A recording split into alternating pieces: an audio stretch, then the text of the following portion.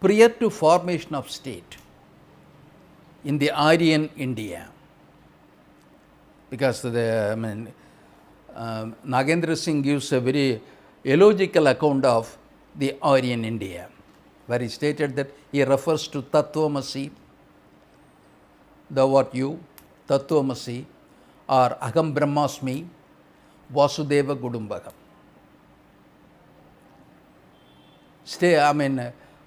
Wanting us to know that the early Aryans had a global concern in their worldly life. They had an international understanding. Vasudeva Kudumbakam, I do not know how they are going to interpret Vasudeva Kudumbakam. Vasudeva Kudumbakam.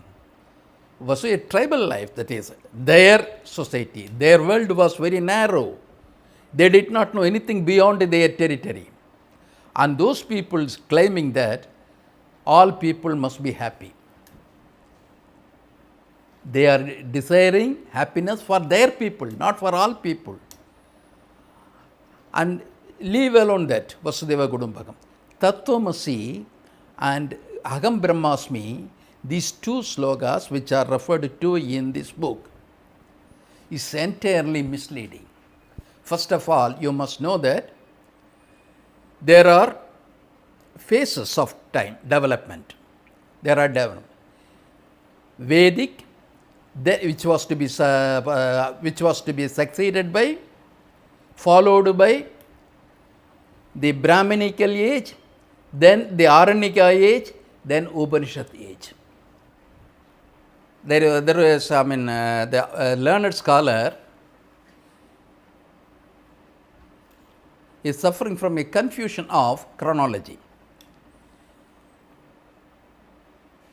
The Upanishad, which makes these declarations, Tattvamasi, Aham Brahmasmi, they belong to a non-Brahminical stream. In fact, post-Rigvedic stream. Upanishads were the products of the ruling class, Kshatriyas. The Vedas were the product of the priestly class, the Purohitas, Rishis. There are two different groups. They were not the same people. And then Upanishads emerged at a later stage, by about 600 BC or 500 BC, something like that. So Upanishads were a later product, where the Rigveda was an earlier product. The Vedic literature did not make such universal claims. The Upanishad claim is something different. First of all, you must remember that in the early Vedic times,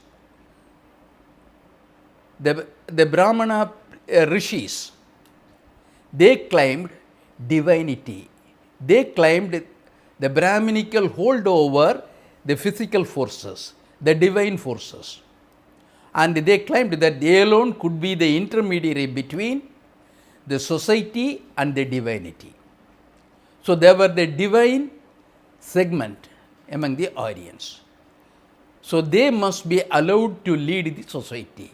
Their words and wisdom must be accepted, acknowledged without any questioning. The Brahminical supremacy. They alone were divine. Their words alone were sacred. But in the Upanishads, these Upanishads were the product of the Kshatriyas, ruling class. They say that not that only Brahmins were divine. The divinity is there in everybody. Aham Brahmasmi. There is divinity, Brahman, by which they meant the eternal power, is resident in every person. Aham Brahmasmi. Sarvam Brahmam. Not only Brahmins were Brahman. Everybody, every human being is a Brahman. There is an element of divinity in every being. So nobody could claim monopolistic possession of divinity. They were challenging the claims of the Brahmins. And such an utterance cannot be quoted as the Vedic utterance. In fact, the Brahminical claims were disputed by the Kshatriya rulers because they were not willing to be subordinated to the Brahmin will for long, which I will explain while narrating the social development of the Aryan society. The early Aryans were living in clans, not even tribes, clans. It was a clannish society. Every clan had a priest. Every clan was based on a collection of joint families, larger families. So in the Vedas you find a reference to Panchajana, 5 major Aryan groups, Yadu, Puru, Turvasu and Drihyu. So these 5 groups were the major groups who were very active in the Punjab region. Later each group became split into a number of groups. So tribes became split into clans. Each clan was a separate political entity. Only in the clannish stage, the leader was known as Raja, who was elected by the clan. Clan is numerically a restricted group, some 100 or 500, not a very large group, very limited group, very limited number of people resided in a clan. This clan, the entire clan, sat as a Sabha and elected a Raja. That is primitive democracy. Such system prevailed everywhere in the world. When you were in a clannish stage, when your numbers were very limited, you used to decide your leadership by election or selection. That was Raja. But this Rajan was subordinated to the priestly class, Purohita, who claimed that Rajan must be always in conflict for acquiring cattle, acquiring wealth. He should always strive for loot. So he must be a military leader. To ensure success in military endeavor, gods must be helpful to him. The Brahmin priest, through his karma, yajnas, rituals, would make the gods amenable to the ruler. These claims were believed by the rulers, so they obeyed the dictates of the priestly class. During the clannish stage, you must remember that the society was homogeneous society. One language, one group, one culture, one faith system. It was a homogeneous social group, homogeneous political group, clannish stage. The question of conflict with other clans has to be addressed, where we find some understanding. Because of their ethnic affinity, they were amenable for certain adjustment. But later on, the clans were transformed into kingdoms. Aitreya Brahmana gives a reference. Aitreya Brahmana, Sanskrit literature, Vedic literature, refers to Devasura Yuddha, war between Devas and Asuras. And it states that in the early phase, the Devas were defeated by the Asuras. And the Devas assembled and they made an inquiry why they failed in this contest. Then they came to the conclusion that we failed because we did not have a king. The Asuras, their enemies, they succeeded because they had a king. What does it indicate? Only after that it is stated in the Aitreya Brahmana that they elected Indra as their king. This particular reference indicates the transformation from a clannish society into a larger state. They were fighting as clans against their adversaries, in which they were not successful. But their adversaries, their enemies, were well organized. Perhaps they were the Indus Valley people, well organized. They had an organized kingdom. They had an organized army. So the enemies were successful in the beginning. So Aryans were forced to give up their clannish life and to become trans-clannish society after their early reverses in their confrontation with the native people. This transformation is to be taken note of. What prompted them to undergo a change? What made them to think of a trans-clans arrangement, social and political arrangement? This was because they were in constant conflict with the non-Aryans, that they were very generous, they treated their enemies with kindness, compassion. All these things are mere claims, because we know that in the Vedas itself they say that how they brutally treated their rivals, enemies, annihilation of enemies. And our author now quotes Manu, quoting Manu to say that the ancient Aryans were very magnanimous and they were very kind to their enemies, and they were for a refined arrangement with their enemies. And he quotes Manu, and I will read that quotation from the page number 24 in the encyclopedia, 240.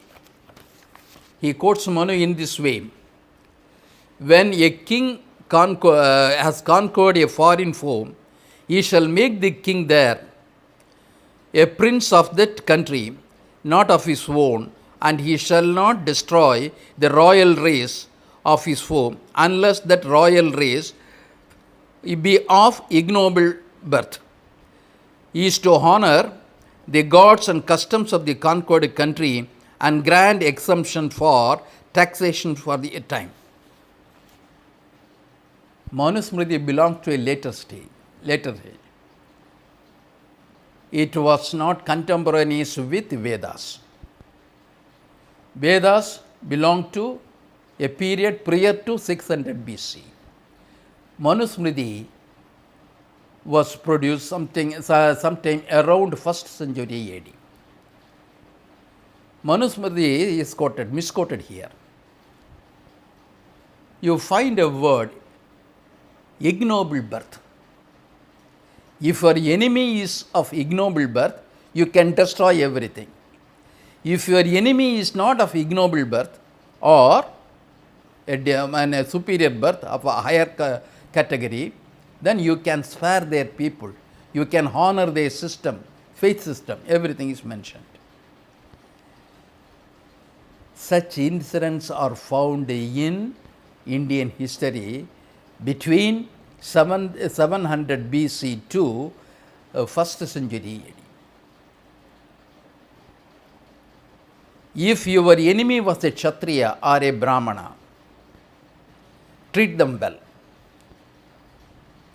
Respect their faith system, their gods, everything you will have to respect, because they are fellow Aryans.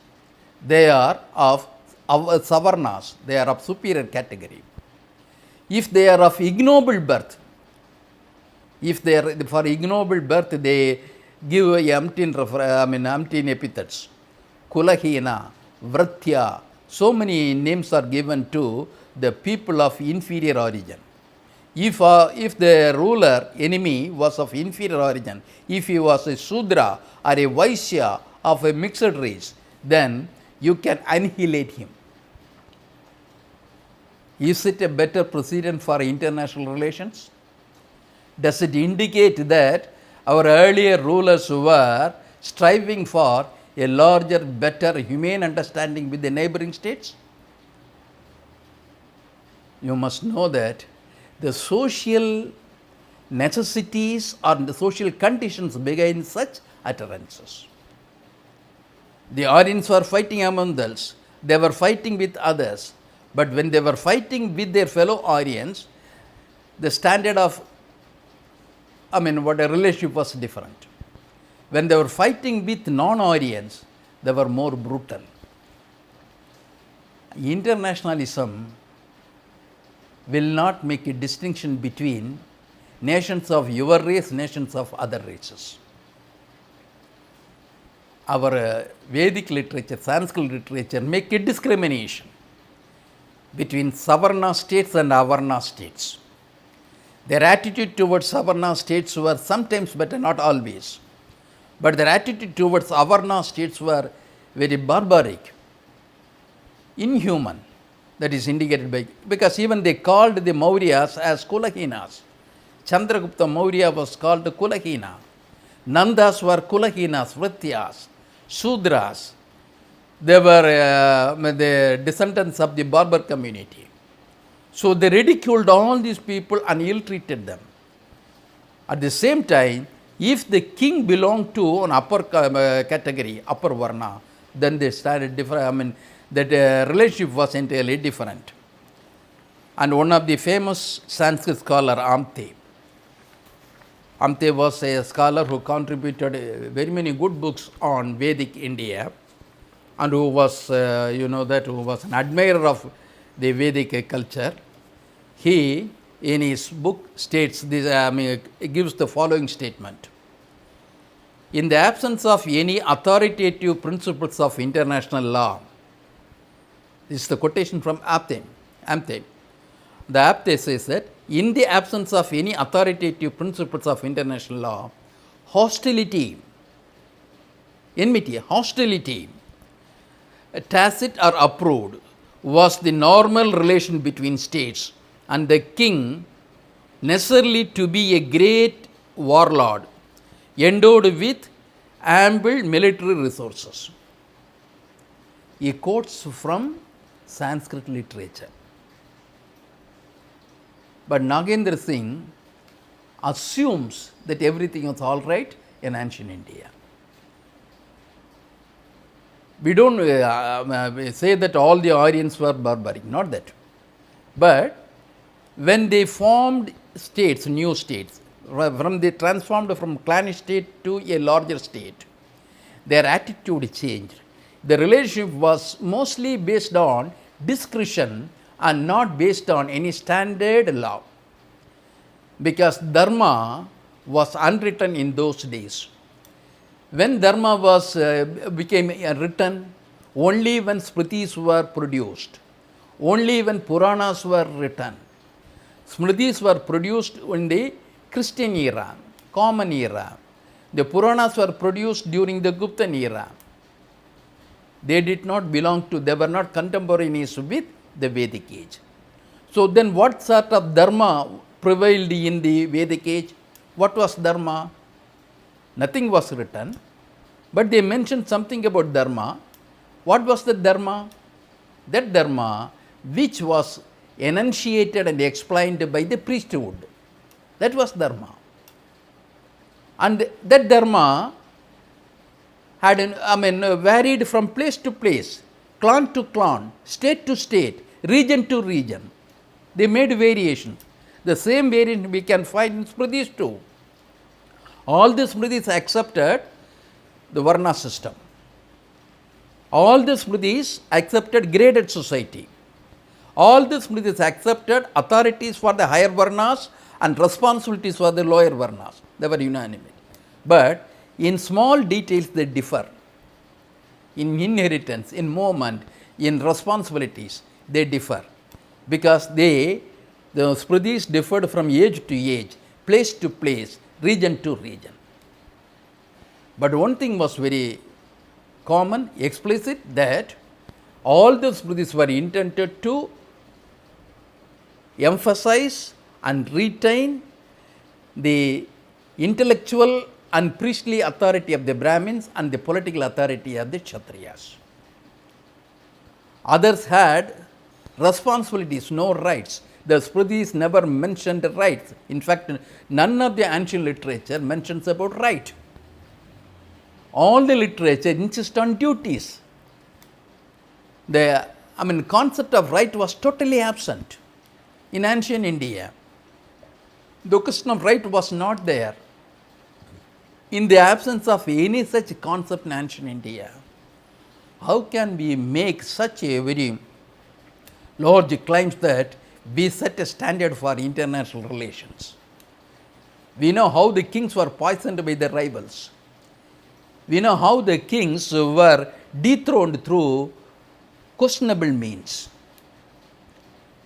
So this is the fact which prevailed in the early period. One thing you must remember, when in early India, especially in the Brahmavarta and Aryavarta, Brahmavarta indicates the Punjab region up to Yamuna. Aryavarta, Madhya Desh, the Aryavarta means the regions centered around the Gangetic plain. Brahmavarta and Aryavarta, there were conflicts going on. Social conflicts were there, political conflicts were there. Transition from clannish stage to kingdoms. Kingdoms to the larger kingdoms, what you call Samrajya. When the political system was undergoing change, the social system was also undergoing change. In the Rigvedic age, in the Rigveda, except the 10th mandala, Purusha Sukdam, there is no reference to Sudras in the Rigveda. Only in the Purusha Sukdam there is a reference to Sudras, how Sudras were created. And every scholar acknowledges that this 10th mandala was a later interpolation which was not there in the original Rigveda. So there was no Sudra as a part of the society among the Aryans in those days. And the Aryans, the society was known as Vishwa, Vishaya, and for the sake of priestly performance, they selected some people as Prohita, they selected some people as Kshatriya, Rajanya. So it was a homogeneous society. It was only during that period we find references to Deva-Sura conflict. When the non-Aryans were powerful and they had kingdoms and they were resisting Aryan immigration or intrusion, they were known as Asuras or Rakshasas. But once that resistance of Asuras was overcome, this had happened when they moved towards the east. Rigveda was confined to Punjab. The later Vedic age, they were moving towards eastern India. Even in Rigveda, the most of the Dasas, Dasyus, who fought against Aryans, they belonged to Yamuna Gangetic region. They belonged to the eastern region. They were overcome. The Aryan center of activity moved to Gangetic region. When they felt it was a need to accommodate at least some of the skillful conquered people. They had to be accommodated. They cannot be exterminated. By extermination, they would lose the services of those people. Out of necessity, they created a caste, a Varna, Sudra Varna, from the conquered people. All the Sudras were skilled people. They were carpenters, they were smiths, they were rope makers, they were basket makers.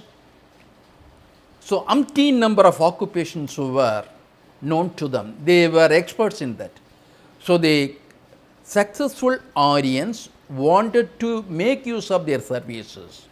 At the same time, they would not give them equal power, equal space in the society. So these Sudras, Sudra means technique, occupational, professional technique. Those Sudras who were non-Aryans, they were to be accommodated in the society as the fourth Varna. So Varna emerged mostly as a rigid form only in the later Vedic age, and the Sudras were created only to extract their services. Without that, the Aryans could not become a more civilized people. Even for building a city, they had to employ non-Aryans. Even the Bhagavata Purana, it is mentioned that Krishna sent Mayan to help Yudhishthira to build Indraprastha. That Mayan is mentioned as a Dasyu or a non-Aryan. They were skillful people. That is why even the Rigveda, when the Aryans were living in the tent, they were having pastoral life. Their enemies were living in fort, larger fort. they had a better life. They were living in cities. So their skills, experience were to be availed by the successful Aryans. That is why the Shudras were created. Once Shudras became a part of the Varna society, we don't hear any longer anything about the Asuras or Rakshasas. Asuras or Rakshasas were political powers among the non-Aryans. Shudras were the subordinated non-Aryans whose service were used by the Savarna, that is Kshatriya and the Brahmana. This social transformation has to be borne in mind. Even today, if there is a conflict among the various groups in the various parts of India, this is nothing but the continuation of the earlier conflict. Attempt of the people who are wielding power, trying to exploit the services of the lower category. The two, mostly free of cost, or at the rate fixed by the owner. The worker cannot negotiate for his wage. He cannot negotiate. So this system, social change was taking place with lesser or no power for the working class and more authority for the upper caste. Among the authoritative communities, there was a conflict between Brahmanas and Kshatriyas. And sometimes the Kshatriyas produced Upanishads to claim their equal status with the Brahmanas, or sometimes they created the epics like Mahabharata and Ramayana, where they had the Kshatriyas were trying to claim equality with the Brahmanas. But the systems were changing.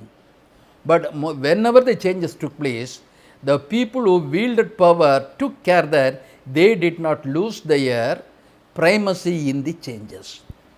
The same old group retained power despite the transformation taking place in the society. The foreigners were known as Milechas. Yavanas, they were Milechas. There were foreigners here, foreign groups here. They were treated as Yavanas. But of course, they were given a better treatment only when the Shramanic thoughts gained momentum. The Shramanic system, here we must explain that Shramanic system. What is Shramana philosophy?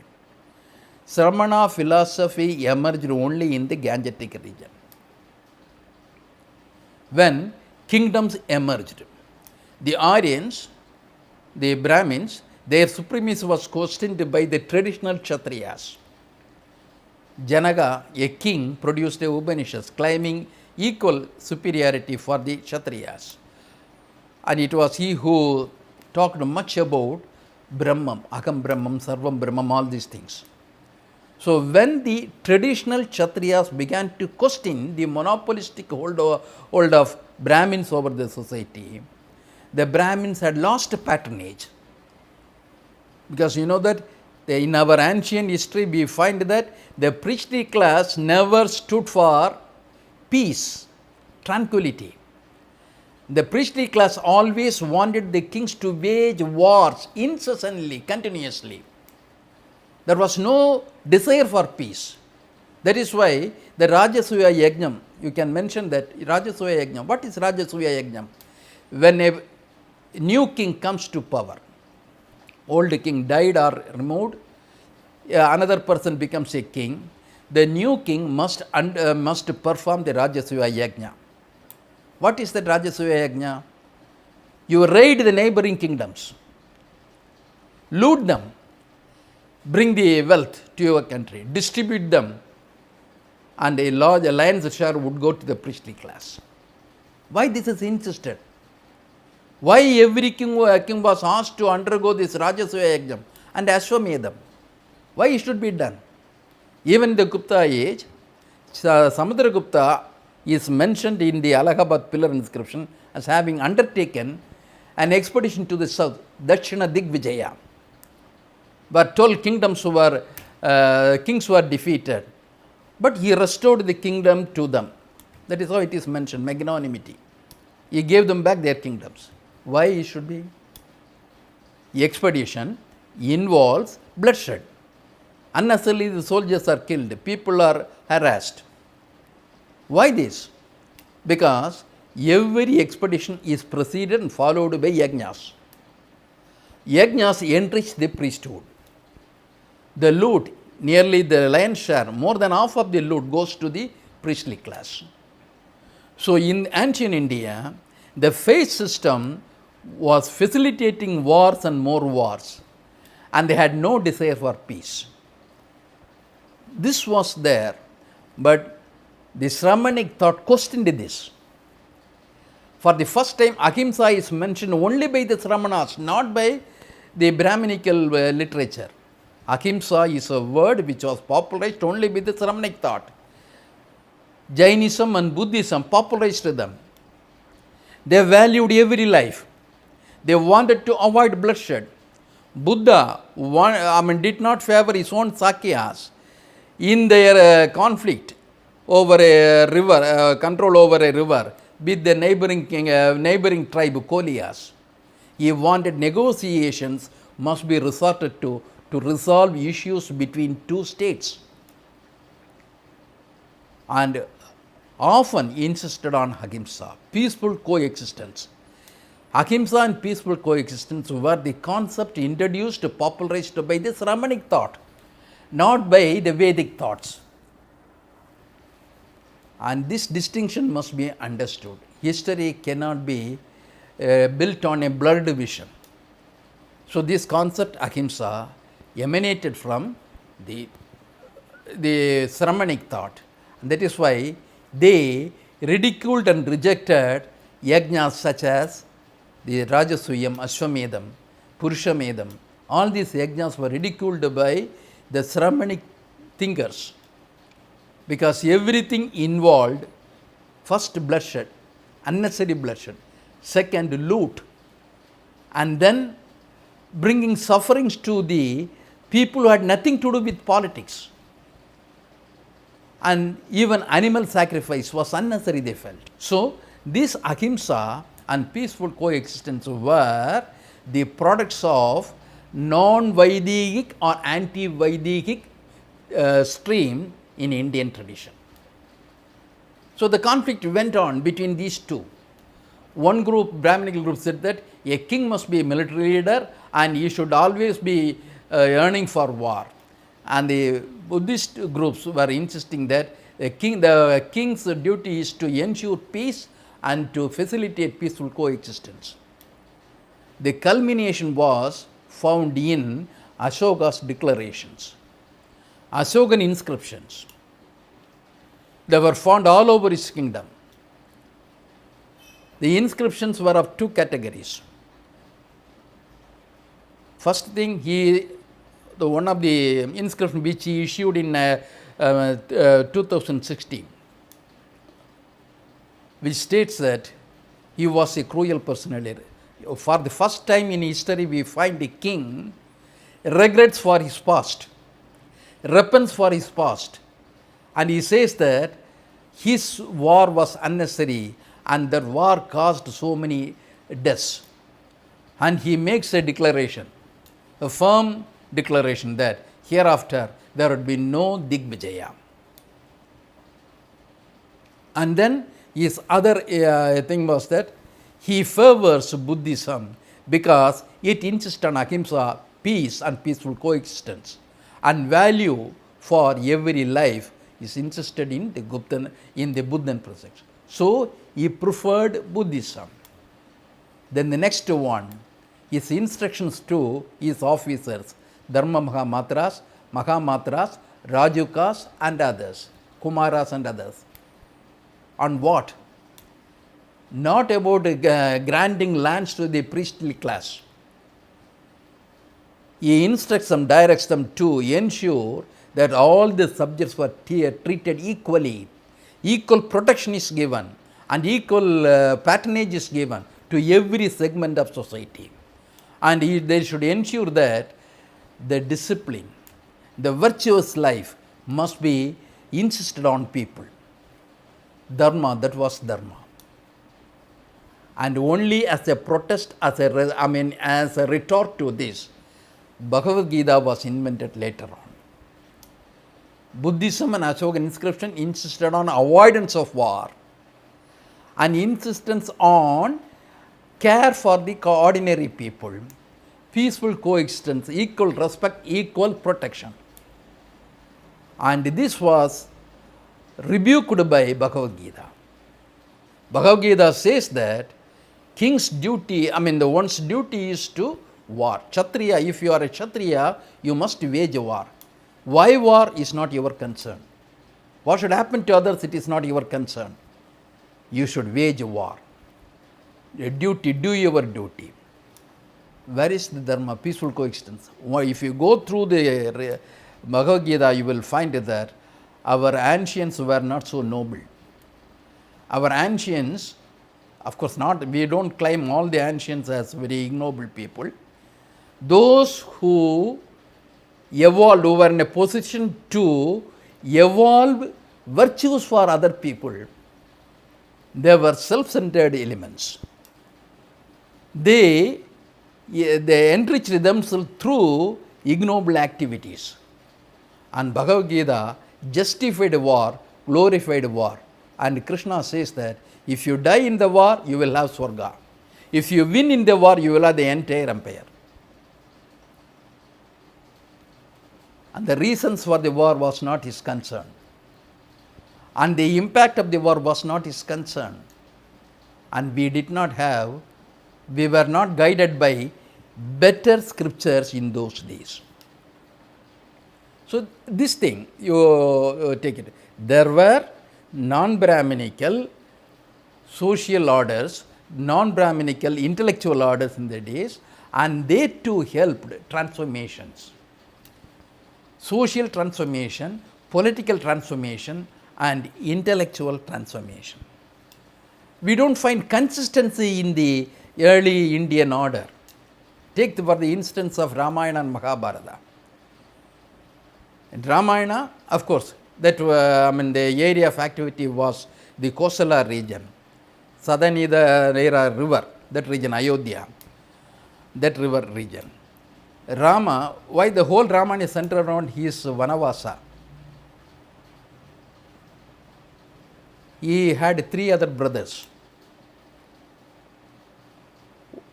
The Ramayana's insistence was on primogeniture. The eldest king alone could succeed to the throne. Why not the empire be divided among the sons? The empire, the kingdom cannot be divided. So, it was a property of the king. The property cannot be divisible. So, the only one person should succeed. That person should be the eldest son, primogeniture. Ramayana is centered around this theory. Whether Rama was the biological son of Dasharatha, it is not our concern here. But the major issue is that Ramayana justifies rule of primogeniture, the eldest son succeeding to the throne. Bharata's succession goes against this, and Bharata himself feels guilty because he was violating that primogeniture. So, he allowed Rama to come back and take back the kingdom. When you come to the Mahabharata, what do you find there? What was it? The Kurukshetra war was between 2 cousins, not between 2 enemies. It is a family affair, where you find that Dhritarashtra was the eldest son. He succeeded to the throne. Because of his physical inabilities, he was blind. He entrusted the administration to his younger brother Pandu. Dhritarashtra had his own children. Eldest of them was Duryodhana.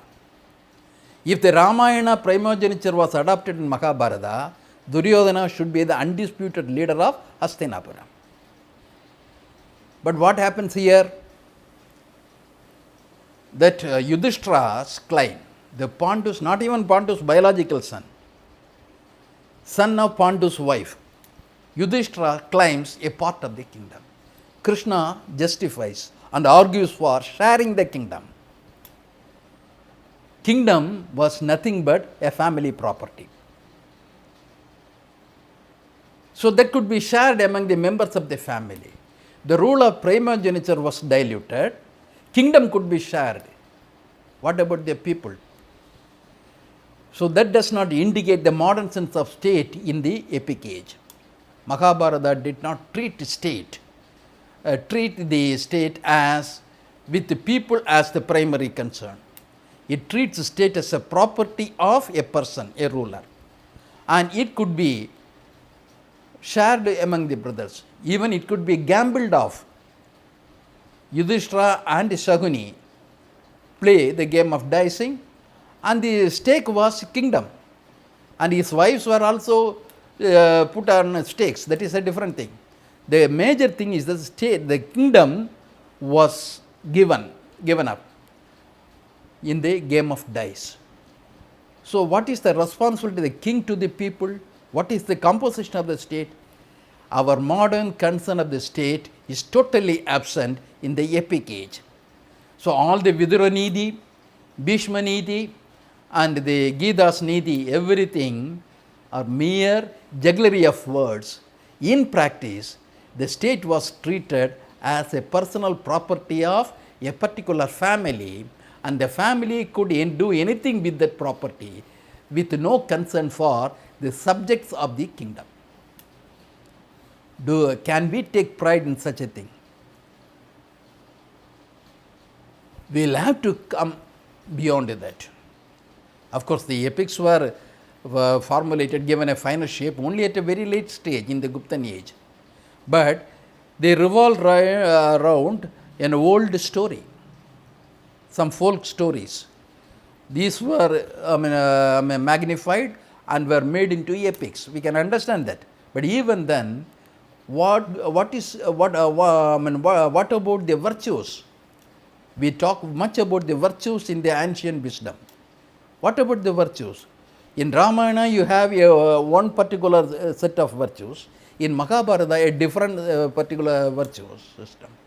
And nowhere ahimsa plays a bigger role, a prominent role, or even a little role. Nowhere an ideal relationship with other countries is mentioned.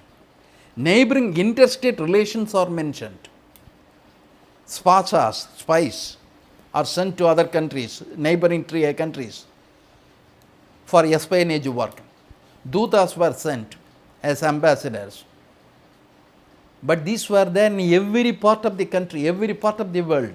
China had this system, and the Greek had this system, Romans had this system. There is nothing unique in that.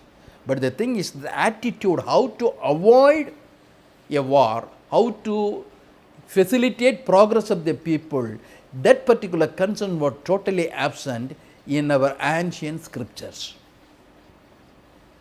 It is always for glorifying war. Samrajya, what do you mean by Samrajya? Samrajya, Chakravartin, in this, Nagendra Singh, of course, in his text, he equates Chakravarti with a global polity, one world government. Internationalism is not synonymous with imperialism. Internationalism means accepting pluralism, living in peace with others. Peaceful coexistence does not mean one authority over others. Imperialism is not synonymous with internationalism. In international law, we insist on international understanding for peaceful coexistence, how to live with others, how to help others, how to facilitate better relations between the nations. But in India, the earlier text, including Arthashastra, he makes a reference to Arthashastra, including Arthashastra. What is the core? The king must be all powerful. Any criticism against the king should be given capital punishment. Nobody should criticize the king. Arthashastra insists on absolute autocratic powers to the king. Concern for the people does not become primary concern of the ruler. It justifies gambling house, it justifies war houses, because it brings revenues for the king. Today we ban illegal activities. Today we ban online gambling. At the international level, we try to prohibit it. At the international level, we try to restrict drug, what do you call the drug use of drug. Ethics-based international relations was, to our dismay, was totally absent in ancient Aryan India. I don't mean the Sramanic India or the Dravidian India. This is the core thing which I want to put forward to your consideration. There were three categories of cultural streams, social and political streams in India: Brahminical, Sramanical. The first two were within the Aryan fold, then Dravidian. And within that Aryan fold, the conflict, there is a conflict between these two groups, Brahminical stream and the Sramanical stream. And the Brahminical stream, we find the transformation from clannish state to transclannish stage. And in the Sramanical stage, we find the Sramanical ideas, systems, institutions emerged with the emergence of empires in North India, the Nandan Empire, the Mauryan Empire. With the emergence of these empires in Northern India, the empires were mostly the products of the Shudras or the Kulahinas, and they were mostly inspired by the Sramanic ideas. So in that, there was an attempt to have some sort of better relations with others. Not all the Buddhist kings were wiser kings, but Ashoka was an exemplary monarch. He tried to send missions to the neighboring kingdoms to propagate peace, and even sent his emissaries to inquire whether he could do something for providing hospital facilities for the people of their neighboring countries. That was a better way of bringing up better relations with other nations. We had roots of international understanding, but not in the Vedic thought, but in the Sramanic thought. உன் கடவுளை விட, உன் சாஸ்திரத்தை விட, உன் முன்னோரை விட, உன் வெங்காயம் வழக்கமாத்தை விட உன் அறிவு பெருசு, அதை சிந்தி.